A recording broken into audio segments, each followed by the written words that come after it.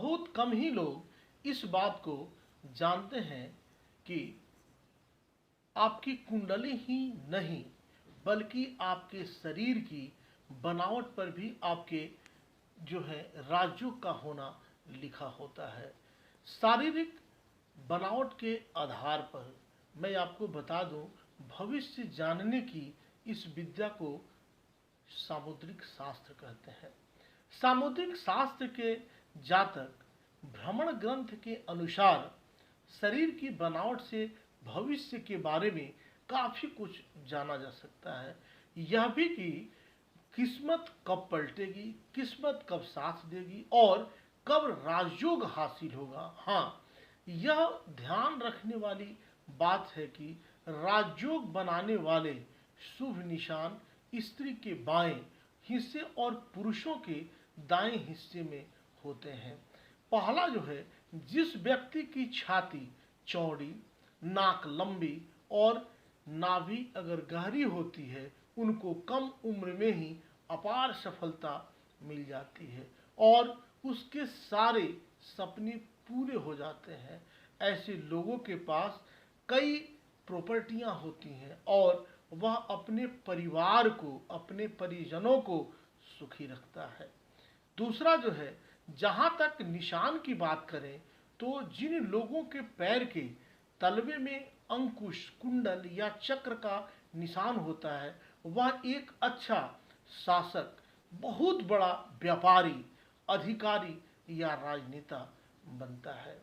तीसरा जो है, इसी तरह यदि महिलाओं की बाएं हाथ की हथेली के बीच में अगर तिल, ध्वजा, मछली, बीड़ा, चक्र या कमल जैसी आकृतियां बनती हैं, वो लक्ष्मी समान मानी जाती हैं।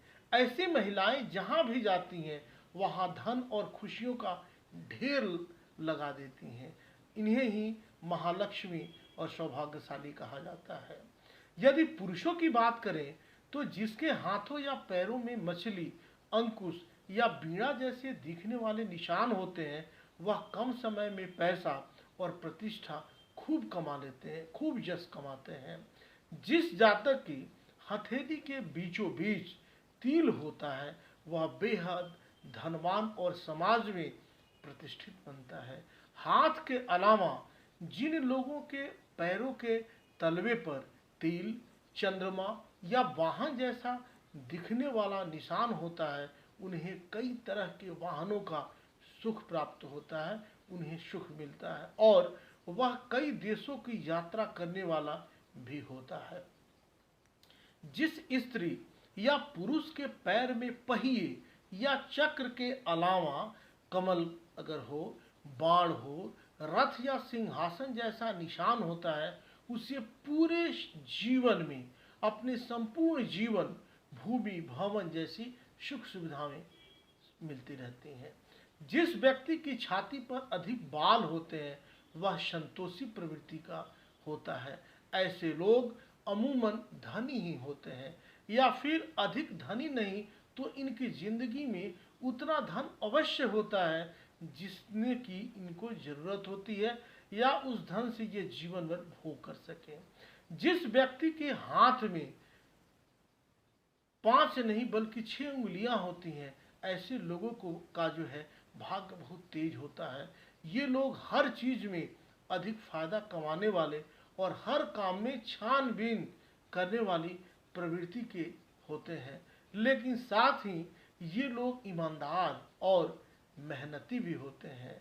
आपको बता दें कि जिन लोगों के माथे के दाहिने हिस्से पर तिल होते हैं, उन लोगों की आर्थिक स्थिति काफी मजबूत होती है, काफी सुदृढ़ होती है। दाएं गाल पर तिल धारण करने वालों के धनवान होने की मान्यता है।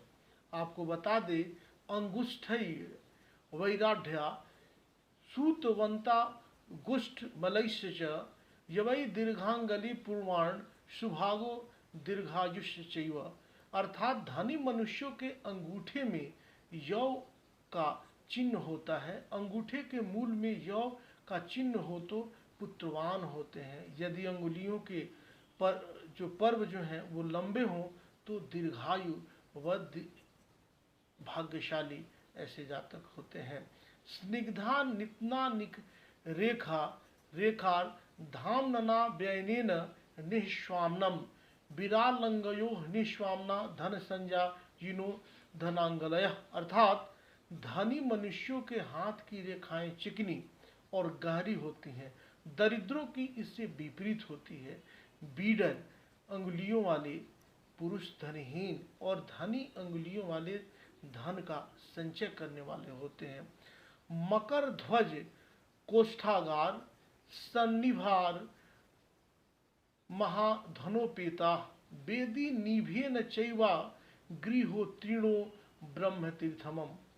अर्थात जिसके हाथ में मकर ध्वज कोष्ठ और मंदिर के चिन्ह विशेष की रेखाएं हो तो वह व्यक्ति महाधनी होता है, और ब्रह्म तीर्थ अथवा अंगुष्ठ मूल में वेदी के समान चिन्ह हो तो वह अग्निहोत्री होता है।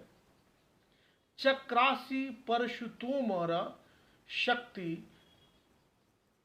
धनु क्रांता सन्निभा रेखा कुर्वन्ति चमूनार्थम यज्वानमूल खलाकरा। अर्थात जिसके हाथ में चक्र तलवार फरसा तोमर शक्ति धनुष और भाले की सदृश रेखाएं हो वह जातक सेना पुलिस आदि में उच्च पद पर आसीन होता है। ओखरी के समान रेखा हो तो वह पुरुष विधि पूर्वक यज्ञ करने वाला होता है। वापी देव गृहाधैर धर्मम कुर्वन्तु च त्रिकोणभिः अंगुष्ठ मूल रेखा पुत्रा शुदारिका सुक्षमा। अर्थात यदि किसी जातक के हाथ में बावली देव मंदिर अर्थ अथवा त्रिकोण का चिन्ह हो तो वह मनुष्य धर्मात्मा होता है, और अंगूठे के मूल में अगर मोटी रेखाएं पुत्रों की मानी जाती हैं तथा सूक्ष्म रेखाएं कन्याओं की मानी जाती हैं। आप सब यूं ही बने रहें। आप सभी के लिए इन्फॉर्मेटिव वीडियोस हम लोग बनाकर आपको उपलब्ध कराते रहेंगे। तब तक के लिए दीजिए मुझे इजाज़त। मिलते हैं अगले वीडियोस में। तब तक के लिए नमस्कार। जय माता दी, वंदे मातरम।